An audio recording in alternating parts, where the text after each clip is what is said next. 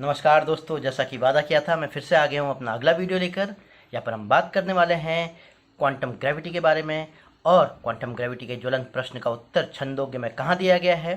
साथ ही साथ हम ये भी जानेंगे कि सृष्टि में कितने आयाम होते हैं और छंदोग्य उपनिषद और मॉडर्न साइंस यानी कि सुपरस्ट्रिंग थ्योरी और एम थ्योरी का इस बारे में क्या कहना है।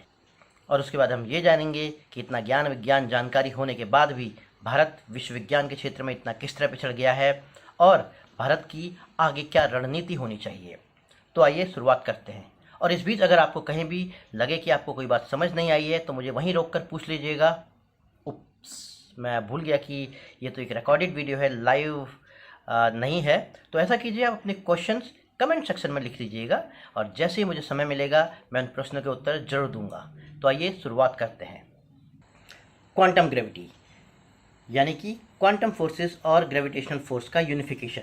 सृष्टि में मूलभूत रूप से 4 फोर्सेस हैं: gravitational force, electromagnetic force, weak force और स्ट्रांग फोर्स।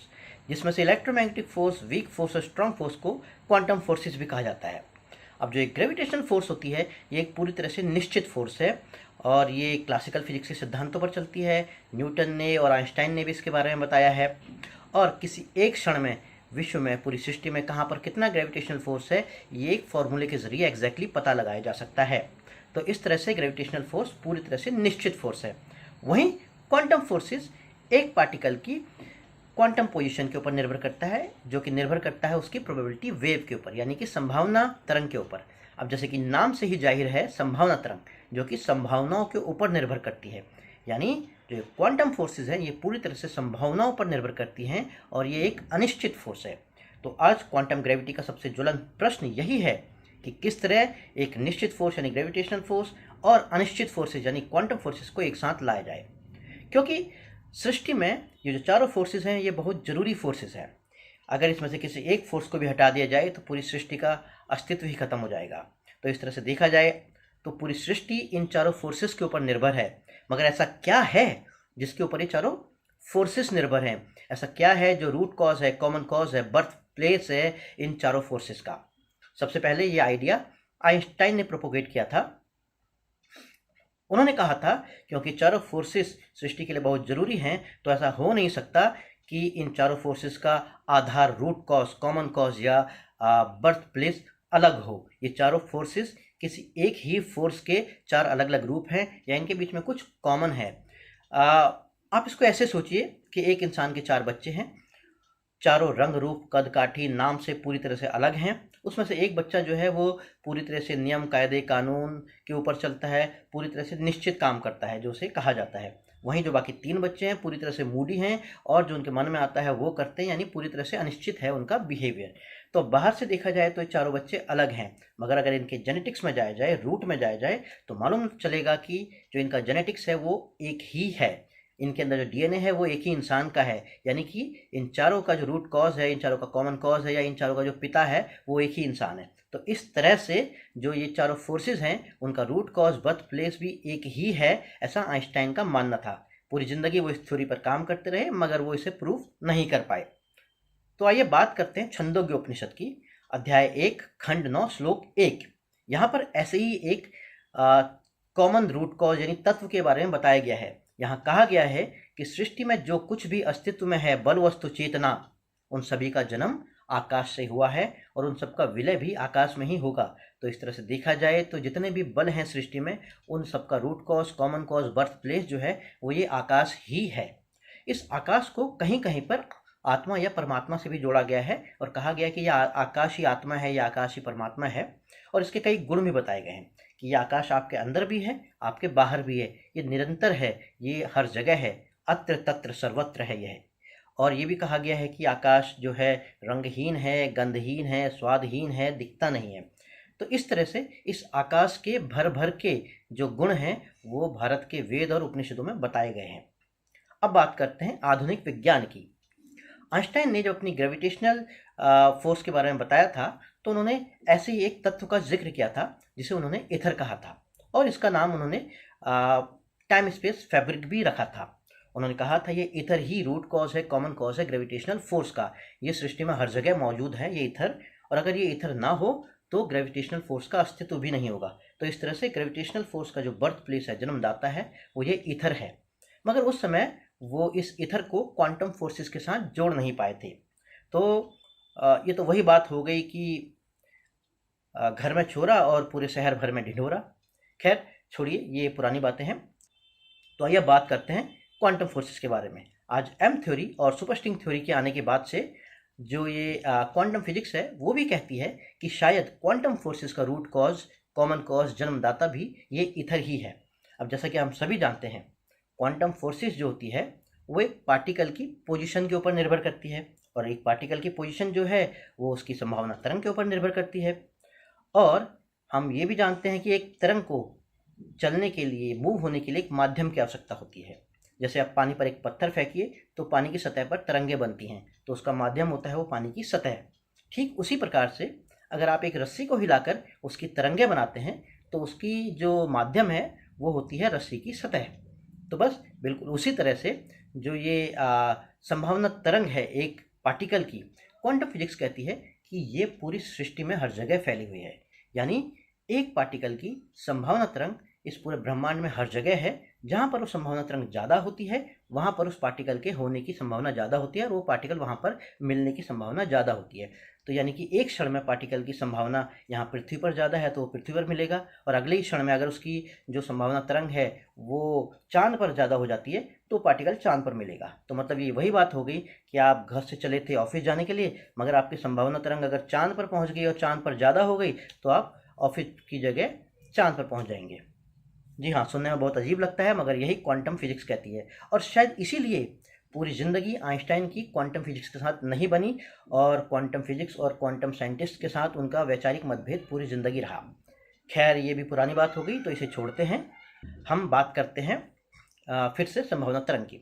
तो हम जानते हैं कि एक पार्टिकल की संभावना तरंग पूरे ब्रह्मांड में फैली है। तो यानी हम ऐसे माध्यम की तलाश कर रहे हैं जो पूरे ब्रह्मांड में हर जगह है, जिसके ऊपर ये संभावना तरंग बनती है।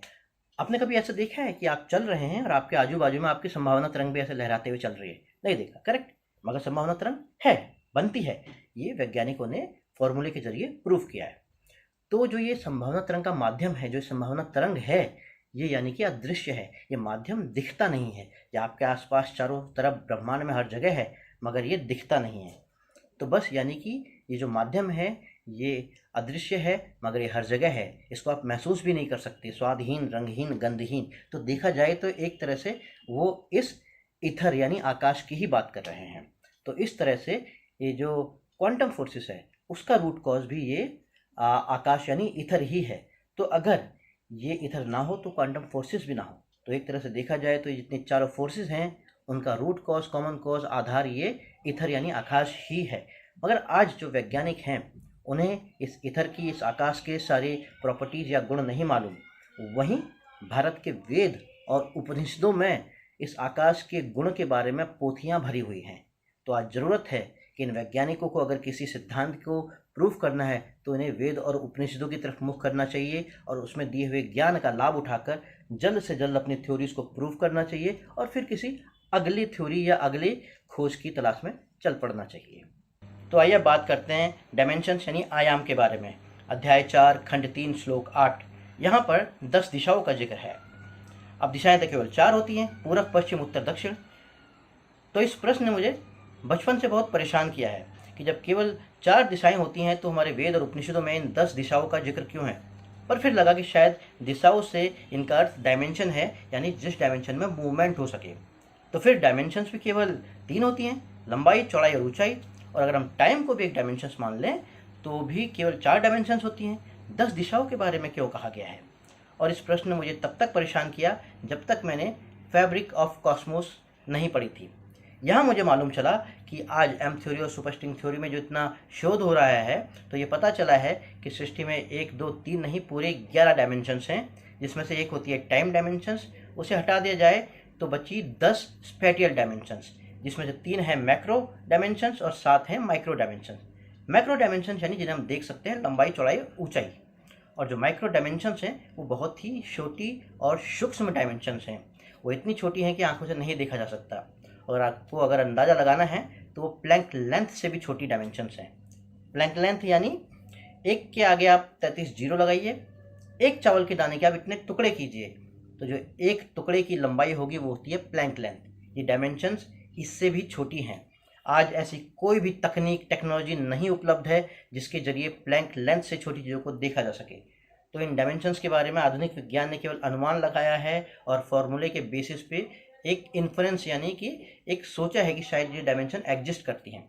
मगर सबसे बड़ा प्रश्न ये है कि जब प्लैंक लेंथ से छोटी चीज़ों को देखा नहीं जा सकता, इन डायमेंशंस को देखा नहीं जा सकता, तो आज से 3, 4, 5,000 साल पहले भारत के वैज्ञानिकों ने भारत के वेद पुराणों में और उपनिषदों में ये कैसे लिखा कि 10 दिशाएं यानी 10 डायमेंशंस होती हैं। उन्हें किस तरह मालूम चला होगा? क्या उनके पास कोई ऐसी तकनीक थी जिसके जरिए वो प्लैंक लेंथ से भी छोटी सूक्ष्म चीज़ों को देख सकते थे?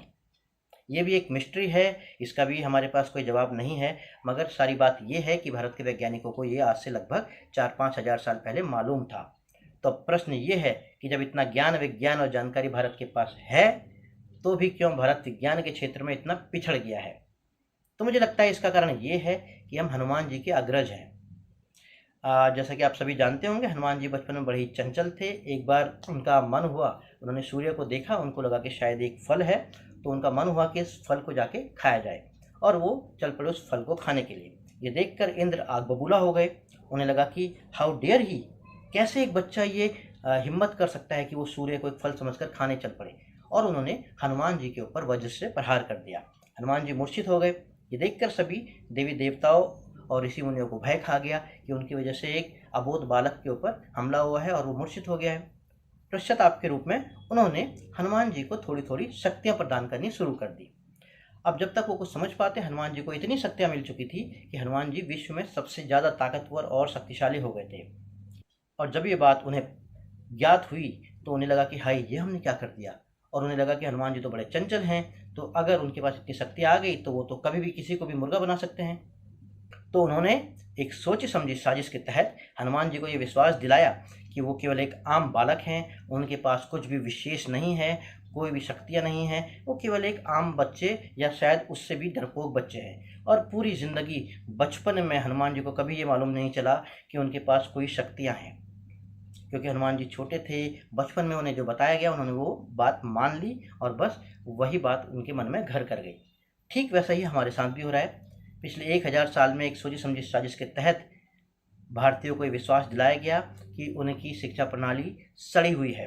मैं मानता हूँ कि भारत की शिक्षा प्रणाली में कुछ कमियाँ थीं, वो सभी को समान रूप से उपलब्ध नहीं थी। मगर इस कमी को सुधारने की जगह हमें ये विश्वास दिलाया गया कि हमारी शिक्षा प्रणाली सड़ी गली है और जो हमारे वेद और उपनिषदों में ज्ञान दिया है उसके पीछे कोई भी वैज्ञानिक तर्क, वैज्ञानिक तथ्य नहीं है, और हम ये बात मान चुके हैं। मुझे आप एक बात बताइए कि पाई की वैल्यू क्या है? आप कहेंगे 3.147, कुछ लोग कहेंगे 22/7, और कुछ हाईली इंटेलिजेंट लोग कहेंगे 3.1472893, यानी 8-10 डिजिट और बता देंगे।